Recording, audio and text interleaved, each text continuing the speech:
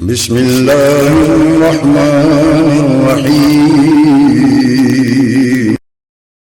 لئیس نے ابن ہاد لئیسی سے خبر دی کہ عبداللہ بن دینار نے حضرت عبداللہ بن عمر رضی اللہ عنہما سے اور انہوں نے رسول اللہ صلی اللہ علیہ وسلم سے روایت کی کہ آپ صلی اللہ علیہ وسلم نے فرمایا، اے عورتوں کی جماعت، تم صدقہ کیا کرو اور زیادہ سے زیادہ استغفار کیا کرو، کیونکہ میں نے دوزخیوں میں اکثریت تمہاری دیکھی ہے۔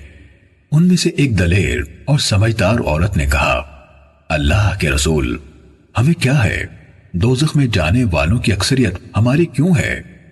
آپ صلی اللہ علیہ وسلم نے فرمایا، تم لعنت بہت بھیجتی ہو اور خاوند کا کفران نعمت کرتی ہو۔ میں نے عقل و دین میں کم ہونے کے باوجود عقل مند شخص پر غالب آنے میں تم سے بڑھ کر کسی کو نہیں دیکھا۔ اس نے پوچھا، اے اللہ کے رسول، عقل و دین میں کمی کیا ہے؟ آپ صلی اللہ علیہ وسلم نے فرمایا، عقل میں کمی یہ ہے کہ دو عورتوں کی شہادت ایک مرد کے برابر ہے، یہ تو ہوئی عقل کی کمی۔ اور وہ یعنی حیض کے دوران میں کئی راتیں اور دن گزارتی ہے کہ نماز نہیں پڑھتی اور رمضان میں بے روزہ رہتی ہے، تو یہ دین میں کمی ہے۔ صحیح مسلم حدیث نمبر 241۔